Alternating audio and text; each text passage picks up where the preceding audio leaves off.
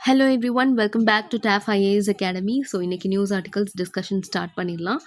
First and foremost article பாருங்கள். இது நமக்கு டேட்டா பாயிண்டில் கொடுத்துருந்த டேட்டா தான் கவர் பண்ண போகிறோம். How the war in West Asia exposes India's LPG dependence. Yes, நம்ம ஆல்ரெடி எல்பிஜி ரிலேட்டடான நியூஸ் நம்ம நேற்று பார்க்குறப்பவே பார்த்தோம். எல்பிஜி பொறுத்த வரைக்கும் 40% தான் நம்ம இந்தியாவிலே சோர்ஸ் பண்ணுறோம். ரிமைனிங் 60 to 65% ஆஃப் எல்பிஜி வந்து நமக்கு எக்ஸ்டர்னல் சோர்ஸ்லேருந்து தான் எடுக்கிறோம். அண்ட் இந்த வெஸ்ட் ஏஷியா க்ரைசிஸ் நம்ம எந்த அளவுக்கு எல்பிஜி பொறுத்த வரைக்கும் இம்போர்ட் டிபெண்ட்டாக இருக்கோன்றத அப்பட்டமாக எக்ஸ்போஸ் பண்ணி காமிச்சிருச்சு. எஸ், இந்த ஃபியூ டேஸில் வந்துட்டு நமக்கு கவர்மெண்ட் சிக்கனமாக பயன்படுத்துங்கன்னு சொன்ன ஒரு வார்த்தைக்காகவே எல்பிஜி புக்கிங்க்கு எந்த அளவுக்கு மக்கள் குவிஞ்சிட்டாங்க. கரெக்டாக. ஸோ இது வந்து நமக்கு பாசிட்டிவும் தான் நெகட்டிவும் தான். இது வந்து எந்த விதத்தில் பாசிட்டிவ்னா, எல்லாருமே அப்போ எல்பிஜி பயன்படுத்த ஆரம்பிச்சிட்டோம். So it shows the victory or success of what? Pradhan Mantri Ujjwala Yojana.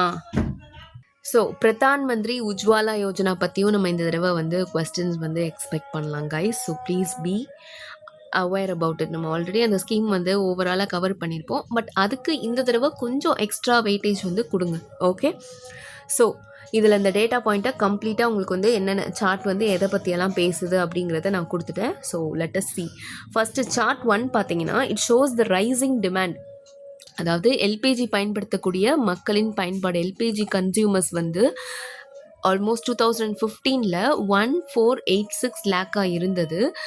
இப்போது 2025 ஒரு 10 இயர்ஸில் 3305, ஆல்மோஸ்ட் ஒரு 120% வந்து இன்க்ரீஸ் ஆயிருக்கு. இதுக்கு மேஜரான ரீசன் என்ன? பிரதான் மந்திரி உஜ்வாலா யோஜனா ஸ்கீமுடைய அச்சீவ்மெண்ட் ஆர் அதனுடைய ரீச் அப்படின்னே சொல்லலாம்.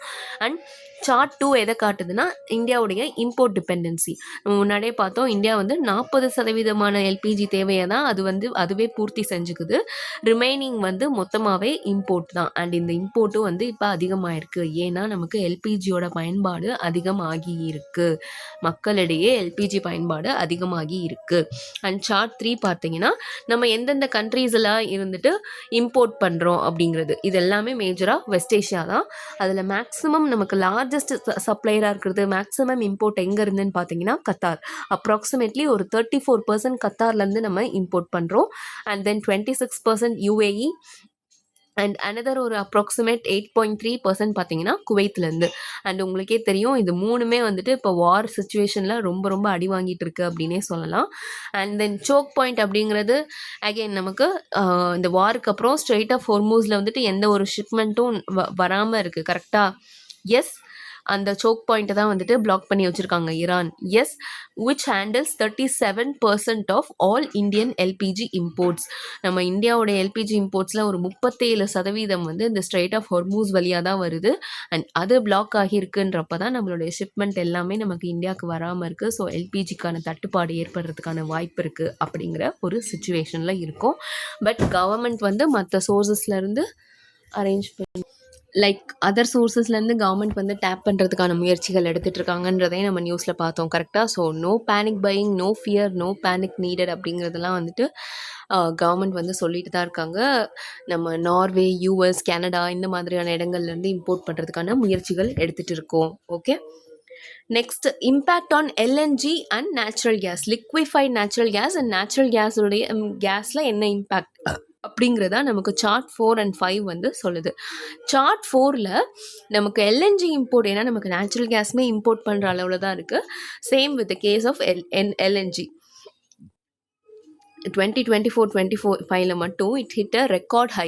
அதாவது 27 MMT வந்து நம்ம இம்போர்ட் பண்ணியிருக்கோம். 2011 இருந்ததை விட ஆல்மோஸ்ட் 2 மடங்கு அதிகம். ஓகே, அண்ட் எல்என்ஜியுமே நம்ம ப்ரைமரியாக கத்தார் அண்ட் யூஏஇலேருந்து தான் வாங்கிட்டு இருக்கோம். எல்என்ஜி எதுக்காக இம்பார்ட்டன்ட் அப்படின்னு பார்த்தீங்கன்னா, fertilizer plants for power generation and commercial கிச்சன்ஸில் எல்என்ஜி பயன்படுத்துகிறாங்க. ஓகே, ஸோ இதுக்கெல்லாம் எல்என்ஜி வந்து அவசியமாக இருக்குது. அண்ட் ஃபர்டிலைசர் இண்டஸ்ட்ரி எந்த அளவுக்கு வந்து சிரமத்தை வந்து தாங்க போகுது, அதனுடைய பொருளாதாரம் எந்த அளவுக்கு அஃபெக்ட் ஆக போகுதுன்றது நம்ம முன்னாடி பார்த்துருக்கோம். கரெக்டாக? Yes, production of urea, diammonium phosphate இதெல்லாம் பார்த்தோமா? ஓகே. அண்ட் சார்ட் 5 வந்துட்டு உங்களுக்கு ரைசிங் கன்சம்ஷனை பற்றி காட்டுது. அதாவது நமக்கு எல்பிஜியோட டொமஸ்டிக் கன்சம்ஷன் 2024-25ல 31.3 MMT ரீச் பண்ணியிருக்கு. Steadily rising since base line of 15.3 MMT in 2011-12. So again நமக்கு 10 இயர்ஸில் 2 மடங்கு அதிகமாக இருக்குது அப்படிங்கிறது நம்ம பார்த்துருக்கோம். இங்கேயே வந்துட்டு 120% வந்து இன்க்ரீஸ் ஆயிருக்கு. எஸ், ஸோ இதுதான் இந்த டேட்டா பாயிண்டில் கொடுத்துருக்கக்கூடிய கம்ப்ளீட் டேட்டா. ஸோ இப்போ இதை நம்ம ஒன்ஸ் கோ த்ரூ பண்ணிட்டோம். இதை பண்ணதுக்கப்புறம் நீங்கள் வந்து இப்போது இந்த சார்ட்டை பார்த்தீங்கன்னா உங்களுக்கு வந்து அப்படியே புரியும். ஓகே, ஸோ வே ஃபார்வர்ட் அப்படிங்கிறப்போ நம்ம இதில் என்ன சொல்லலாம்னா, பேனிக்காக தேவையில்லை. கவர்மெண்ட் வந்து மற்ற இடத்துல இருந்து நமக்கு சோர்ஸ் பண்ணி டொமஸ்டிக் எல்பிஜியை அவைலபிலிட்டிக்கு கொண்டு வந்துடுவாங்க. அண்ட் தென் கமர்ஷியல் சிலிண்டர்ஸை வந்து லைக் கமர்ஷியல் அவைலபிலிட்டி வந்து மேக் ஷூர் பண்ணுவாங்க. Okay, so that's all about this one. Next பார்த்தீங்கன்னா உங்களுக்கு ஒரு 3 விஷயம், அதாவது ஒரே நியூஸ் தான் செப்பரேட்டாக வந்து ஃப்ரண்ட் பேஜில் கொடுத்துருப்பாங்க. அண்ட் தென் யூத்தனேஷியா பற்றி கவர்மெண்ட் கொடுத்துருக்குற comment, and then right to dignified death பற்றி அகெயின் ஒரு ஆர்டிக்கல் அப்படின்னு சொல்லிட்டு ஒரு நியூஸை சுற்றியே நமக்கு இவ்வளோ விஷயம் கொடுத்துருப்பாங்க. ஸோ இது என்ன அப்படிங்கிறது தான் நம்ம பார்க்க போகிறோம். ஓகே, இதில் என்னென்னா ஹரிஷ் ராணா அப்படிங்கிற ஒரு பர்சன் 2013 அதாவது தனக்கு 19-20 வயசு இருக்கிறப்போ அவர் படிச்சுட்டு இருந்த யூனிவர்சிட்டியோட 4th ஃப்ளோரில் இருந்து கீழே விழுகிறாரு. ஓகே, கீழே விழுந்ததில் அவருடைய பாடி வந்து ரொம்ப சிவியராக தலையில் அடிபட்டிருக்கு. கம்ப்ளீட்டாக அந்த பாடி வந்து டிசேபிள் ஆகுது. அவருக்கு வந்து எந்த விதமான அசைவுகளுமே இல்லை. அந்த மனுஷன் வந்து he's in a vegetative state. சொல்லப்போனால் அது வந்து பர்சிஸ்டன்ட் வெஜிடேட்டிவ் ஸ்டேட் அப்படின்னு சொல்லுவாங்க. பிவிஎஸ் கண்டிஷன் அப்படிங்கிறது. Okay, persistent vegetative state or permanent vegetative state அப்படின்னு கூட சொல்லலாம். ஸோ அவருக்கு தேவைப்படுற நியூட்ரிஷனும் சரி, ஆகாரமும் ஹைட்ரேஷனுமே வந்துட்டு கிளினிக்கலி அசிஸ்டடாக தான் இருக்கும். Clinically assisted nutrition and hydration. So இப்படியே ஒரு 13 வருஷம் அந்த பையன் வந்து வாழ்ந்துட்டார். அதாவது பையன் காலேஜ் படிக்கிற டைமில் கீழே விழுந்த பையன் கிட்டத்தட்ட 13 வருஷமாகவே வெஜிடேட்டிவ் ஸ்டேட்டில் இருக்கார். இப்போ 32 வயசில் அந்த ஹரிஷ் ராணா அப்படிங்கிற பர்சனை வந்து okay he has the right to tie அப்படிங்கிறத வந்து சுப்ரீம் கோர்ட் கிட்ட வந்து கேட்டிருப்பாங்க. சுப்ரீம் கோர்ட் இது ரிலேட்டடாக தான் நிறையா வந்து பேசியிருப்பாங்க, நிறையா வந்து சொல்லியிருப்பாங்க. ஸோ என்ன சொல்லியிருப்பாங்க அப்படின்னா, ஓகேப்பா உங்களுக்கு வந்து யூத்தனேஷியா வந்து பண்ணலாம் அப்படின்னு சொல்லி அலோவ் பண்ணியிருப்பாங்க. அண்ட் யூத்தனேஷியா பொறுத்த வரைக்கும் பார்த்தீங்கன்னா நமக்கு 2 விஷயம் இருக்குது. ஒன்று வந்து ஆக்டிவ் யூத்தனேஷியா, இன்னொன்று வந்து பாசிவ் யூத்தனேஷியா அப்படின்னு சொல்லுவோம். ஓகே, ஆக்டிவ், இன்னொன்று வந்து பாசிவ் யூத்தனேஷியா. ஓகே, அண்ட் இந்தியாவை பொறுத்த வரைக்கும் பாசிவ் யூத்தனேஷியா அப்படிங்கிறது லீகல், ஆக்டிவ் யூத்தனேஷியா அப்படிங்கிறது இல்லீகல். ஓகே, அண்ட் இதில் என்ன இஷ்யூ, இதுக்கு ஏன்டா கோர்ட்டுக்கு போகணும் அப்படின்னு பார்த்தீங்கன்னா, ஒரு கவர்மெண்ட்டுடைய கடமை என்ன, ஒரு நாடுன்னு இருக்குன்னா அந்த நேஷன் ஸ்டேட்டுடைய கடமை என்ன, ரெஸ்பான்சிபிலிட்டி என்ன, அதனுடைய சிட்டிசன்ஸை பாதுகாக்கிறது, ப்ரொடெக்ட் பண்ணுறது. கரெக்டாக ஒரு உயிர் இருக்குன்னா அந்த உயிரை காப்பாற்றுறதுக்கான முயற்சியை தான் கவர்மெண்ட் எடுக்க முடியும். கரெக்டாக. பட் இதில் என்ன பேசியிருப்பாங்கன்னா, ரைட் டு டை, அதாவது right to die with dignity. தன்னுடைய உடல்நிலை இவ்வளோ மோசமாக இருக்குது, 13 வருஷமாக எந்த விதமான இம்ப்ரூவ்மெண்ட்டும் இல்லை அப்படிங்கிற பட்சத்தில் எனக்கு ஒரு டிக்னிட்டியோட, ஒரு மரியாதையோடைய ஒரு அந்த இறப்பு அப்படிங்கிறது அவசியமான ஒன்றா அந்த நிலைமையில் இருக்குது. ஸோ நான் இந்த 13 வருஷம் இந்த மாதிரி நிலைமையிலே இருந்துட்டேன், எனக்கு எந்த விதமான இம்ப்ரூவ்மெண்ட்டும் என் ஹெல்த்தில் இல்லை அப்படிங்கிறத அந்த பர்சனே வந்து சொல்ல முடியாது. கரெக்டாக அவங்க வந்து எந்த விதமான இம்ப்ரூவ்மெண்ட்டுமே இல்லாமல் அப்படியே வெஜிடேட்டிவ் ஸ்டேட்லேயே இருக்காங்க. ஸோ அவங்க வந்து அவங்க கூட இருக்கிறவங்களோ அவங்கள பார்த்துக்கிறவங்களுக்கோ என்ன தோணும், ஸோ அவங்கள வந்து நம்ம வந்து எக்ஸ்டர்னலாக மருந்து கொடுத்து உயிர் வாழ வைக்கிறதுங்கிறதே அவங்களுக்கு வந்து இறப்பை விட ஒரு அதிகமான ஒரு வலியை தந்துடும் அப்படிங்கிற ஒரு சிச்சுவேஷன் வருது. ஸோ அவங்களால உடனே அவங்க போய் அப்படியே வந்து அந்த பர்சனை வந்து மர்டர் பண்ண முடியுமா, இல்லை கொல்ல முடியுமா, இல்லை பாய்சன் கொடுக்க முடியுமா? கண்டிப்பாக எதுவுமே முடியாது. அண்ட் டாக்டரோட டியூட்டிங்கிறது என்னது, மேஜராக கேர் ப்ரொவைட் பண்ணுறது தான். ஸோ இதில் வந்து நிறைய இஷ்யூ இருக்குது. கரெக்டாக. ஸோ அந்த பர்சன் வந்துட்டு டிக்னிட்டியோட நான் வந்து சாவையே ஏற்றுக்கிற மாதிரி நான் ஏற்றுக்கிறேன், சாவை வந்து எனக்கு கொடுங்க, அது வந்து எனக்கு ஆக்சுவலி இன்ஃபேக்ட் சொல்லப்போனால் இந்த பெயின்லேருந்தும் இந்த டிசபிலிட்டியிலேருந்தும் என்னை வந்து விடுதலை பண்ணும் அப்படிங்கிற அந்த பர்சனுடைய தாட்டை தான் வந்துட்டு முன்னெடுத்து இந்த யூத்தனேஷியா அப்படிங்கிற ஒரு விஷயத்தை வந்து பண்ணுறாங்க.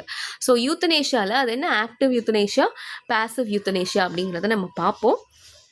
So dignity with death death with dignity. So right to dignified death prevails over interest of the state. So இதில் சுப்ரீம் கோர்ட் ஃபர்தராக என்ன சொல்லியிருக்காங்க, ஸ்டேட்டோட இன்ட்ரெஸ்ட் இருக்கட்டும், ஒரு உயிரை ப்ரொடெக்ட் பண்ணணும், அவங்களுக்கு வந்து ட்ரீட்மெண்ட் கொடுக்கணும் அப்படிங்கிற ஒரு ஸ்டேட்டோட இன்ட்ரெஸ்ட்டை தாண்டி ரைட் டு டிக்னிஃபைட் டெத் அப்படிங்கிறது ஒன்று முக்கியமான ஒன்று.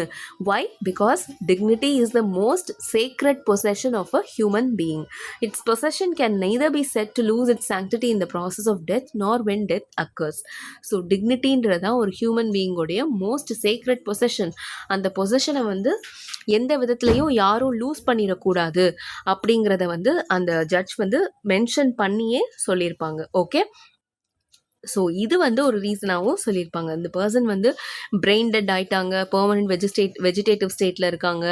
ஸோ என்னதான் வந்து டாக்டர்ஸ் வந்து ஒரு டெக்னாலஜி யூஸ் பண்ணி மெடிசன்ஸ் வந்து ஃபர்தராக கொடுத்துட்டே இருக்க முடியும் அப்படின்னு சொல்லியிருந்தாலும் அந்த டிக்னிட்டின்றதை வந்து அந்த பர்சனுக்கு கொடுக்க முடியுமா, இல்லை அந்த பர்சன் இழந்த வாழ்க்கையை திருப்பி கொடுக்க முடியுமா? ஸோ அது வந்து ஒரு பெரிய கொஸ்டின் மார்க் தானே. அதை வந்து மென்ஷன் பண்ணி சொல்லியிருப்பாங்க. அண்ட் ஃபர்தராக ஜட்ஜே வந்து என்ன சொல்லியிருப்பாங்கன்னா, ஆக்டிவ் அண்ட் பாசிவ் யூத்தனேஷியாவுக்கு டிஃப்ரென்ஷியேட் பண்ணி காமிச்சிருப்பாங்க. ஸோ ஃபஸ்ட்டு பாசிவ் யூத்தனேஷியா அப்படின்னா நீங்கள் ஒன்றுமே பண்ண போகிறது கிடையாது. அதாவது எக்ஸ்டர்னலாக அந்த பர்சன், இப்போ பர்சன் ஏ இருக்காங்க, ஏ தான் வந்து he's in a previous stage, permanent vegetative ஸ்டேட்டில் இருக்காங்க அப்படின்னா அந்த பர்சனை நீங்கள் எக்ஸ்டர்னலாக எந்த விதமான மெடிசனோ இல்லை ஒரு இன்ஜெக்ஷனோ போட்டு அந்த பர்சனுக்கு வந்து டெத்தை நீங்கள் கொண்டு வர போகிறதில்ல. What are you going to do? You are just going to withdraw the support provided. So நீங்கள் ஆல்ரெடி ஒரு மெடிக்கல் சப்போர்ட் ப்ரொவைட் பண்ணிட்டு இருக்கீங்க இல்லையா, அதை தான் வந்துட்டு வித்ட்ரா பண்ண போகிறீங்க. ஓகே, ஸோ வேறு எந்த விதத்துலையும் வந்துட்டு நீங்கள் எக்ஸ்டர்னலாக வந்து அந்த பேஷண்ட்டோட டெத்தை வந்து நீங்கள் எந்த விதத்துலையும் கொடுக்க போகிறது கிடையாது. அதை வந்து மென்ஷன் பண்ணி சொல்லியிருக்காங்க. ஸோ பாசிவ் யூத்தனேஷியான்றது என்னது? Withdrawal of medical support provider. அப்போ ஆக்டிவ் யூத்தனேஷியான்றது என்னது? Yes, using lethal or deadly injection. நீங்கள் வந்து டெத்தை எக்ஸ்டர்னலாக இன்ஃப்ளிக்ட் பண்ணுறது, இன்ஜெக்ட் பண்ணுறது. ஸோ இந்தியாவில் பாசிவ் யூத்தனேஷியா மட்டும்தான் லீகலைஸ் பண்ணியிருக்காங்க, ஆக்டிவ் யூத்தனேஷியா லீகலைஸ்ட் கிடையாது. ஓகே, ஸோ உங்களுக்கு டிஃப்ரென்சியேட் பண்ணி ஒரு டேப்லெட் காலம் கொடுத்துருக்கேன். அண்ட் உங்களுக்கு நோட் பண்ணி வச்சுக்கோங்க, ஒரு ஸ்க்ரீன்ஷாட் எடுத்து வச்சுக்கோங்க, பட் தெரிஞ்சுக்கோங்க. ஓகே, ஸோ இது வந்து ஃபர்ஸ்ட் டைம். எதனால் இந்த நியூஸ் இம்பார்ட்டன்ட் நான் சொல்கிறேன்னா, 2018 தான் நமக்கு காமன் காஸ் கேஸ், அண்ட் அதுக்கு முன்னாடி 2011 தான் அருணா ஷான்பாக் கேஸில் வந்துட்டு நமக்கு பாசிவ் யூத்தனேஷியாவை லீகலைஸ் பண்ணியிருப்பாங்க. பட் அதோடைய ஆக்சுவல் இம்ப்ளிமெண்டேஷன் இப்போ நமக்கு 2026 இந்த ஹரிஷ் ராணா அவர்களுடைய கேஸில் தான் நமக்கு ஜட்ஜ் வந்துட்டு இந்த மாதிரி பாசிவ் யூத்தனேஷியா பண்ணிருங்க, அந்த சப்போர்ட் என்னென்ன லைஃப் சப்போர்ட் நீங்கள் கொடுத்துருக்கீங்களோ அதெல்லாம் வித்ட்ரா பண்ணிடுங்க, நேச்சுரலாக உங்களுக்கு வந்து டெத் வந்து வரட்டும் அப்படிங்கிறத சொல்லியிருப்பாங்க. ஸோ அதனால தான் இந்த இடத்துல வந்து பாசிவ் யூத்தனேஷியாவோ இல்லை இந்த யூத்தனேஷியா அப்படிங்கிற டாப்பிக்கோ இல்லை இந்த ஹரிஷ் ராணாவோட கேஸோ ரொம்ப இம்பார்ட்டண்ட் ஆகுது. ஓகே, மேபி உங்களுக்கு ப்ரிலிம்ஸில் Aruna Shanbag case of 2011 or common cause case of 2018 is related to what அப்படிங்கிறத கொஸ்டினாக கூட கேட்கலாம்.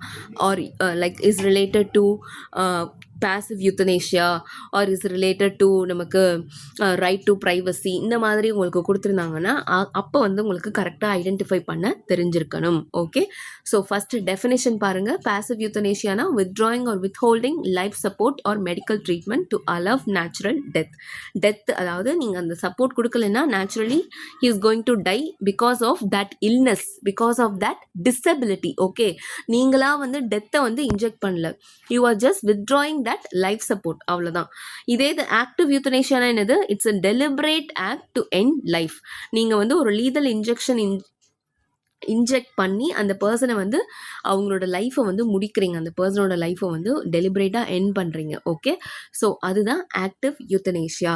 அண்ட் இந்தியா பொறுத்த வரைக்கும் ஆக்டிவ் யூத்தனேஷியா லீகல் கிடையாது. பாசிவ் யூத்தனேஷியா மட்டும்தான் legal.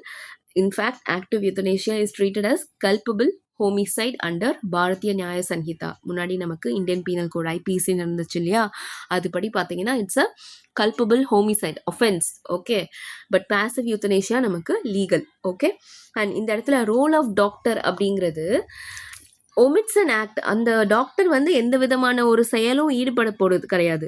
He is just going to let the underlying condition take its natural course because that person is already brain dead person. கரெக்டா?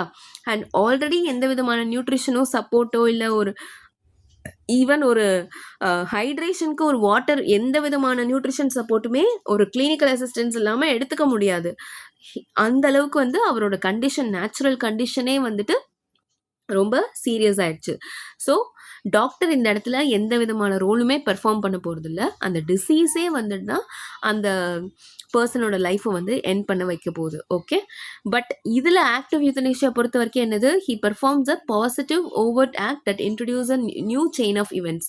So already அந்த person ஒரு டிசீஸ்னால இருக்காங்கன்னு வச்சுக்கோங்களேன், அந்த பர்சனுக்கு எக்ஸ்டர்னலாக ஒரு இன்ஜெக்ஷனை நீங்கள் செலுத்துறீங்க. அந்த இன்ஜெக்ஷன் செலுத்துனதுக்கப்புறம் அந்த பாடிக்குள்ளே போய் ஃபர்தராக ப்ராசஸ் ஆகி அதுக்கப்புறம் அந்த பர்சனுக்கு டெத் வருது இல்லையா. ஸோ இந்த இடத்துல டாக்டர் வந்து ஆக்டிவாக பெர்ஃபார்ம் பண்ணுறாங்க, டாக்டரோட role. Okay, and right to die, உங்களுக்கே தெரியும், right to die with dignity அப்படிங்கிறது it comes under article 21 of our fundamental right.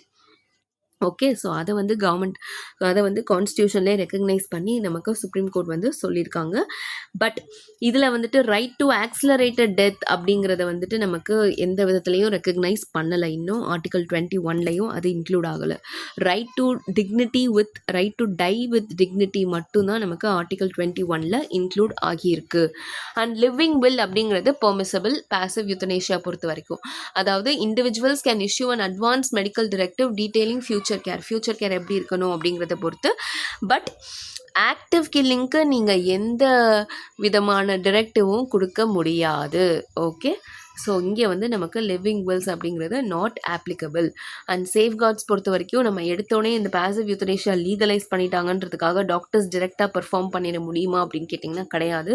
It requires a medical board certification primary and secondary to confirm the condition is terminal. Okay, and இதில் வந்து கம்ப்ளீட்டாகவே prohibited. Okay, இதில் வந்து இந்த சேஃப்கார்ட்ஸும் நமக்கு prohibit பண்ண இடத்துல நீங்கள் வந்து அதை பெர்ஃபார்மே பண்ண முடியாது. Okay, so that's a comparison or that's a difference between active euthanasia and passive euthanasia. Okay, so ப்ரிலிம்ஸில் இது ரிலேட்டடாக கொஸ்டின்ஸ் நீங்கள் கண்டிப்பாக எக்ஸ்பெக்ட் பண்ணலாம்.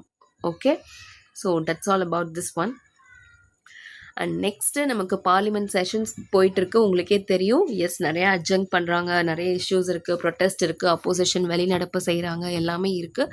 அப்பார்ட் ஃப்ரம் தட் நமக்கு இந்த செஷன்ஸ்லேயும் நமக்கு என்னென்ன பில்ஸ் இன்ட்ரடியூஸ் பண்ணுறாங்கன்றது இம்பார்ட்டண்ட், என்னென்ன பாஸ் ஆகுதுங்கிறது இம்பார்ட்டண்ட், எல்லாமே இம்பார்ட்டண்ட்.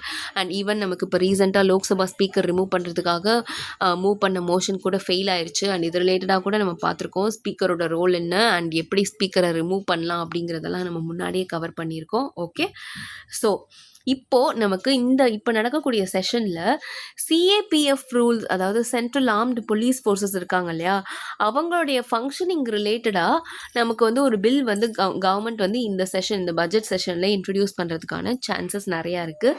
ஸோ உங்களுக்கு வந்து நம்ம பில் வந்ததுக்கப்புறம், இன்ட்ரடியூஸ் பண்ணதுக்கப்புறம் அதோடைய ப்ரொவிஷன்ஸ், அதில் இருக்கக்கூடிய கிரிட்டிசிசம் எல்லாமே நம்ம கவர் பண்ணுவோம். As of now, know that a bill with regard to CAPF deputation is in line. Okay, so அதுக்காக தான் உங்களுக்கு வந்து இந்த நியூஸ் எடுத்திருக்கேன். ஃபர்தராக சிஏபிஎஃப் பற்றியும் அண்ட் இது ரிலேட்டடாக இருக்கக்கூடிய இந்த பில், இதில் கீழே இருக்கக்கூடிய ப்ரொவிஷன்ஸ் எல்லாமே நம்ம அப்கமிங் நியூஸில் கவர் பண்ணலாம். Okay, so that's all for today. Thank you so much for வாட்சிங். See you tomorrow.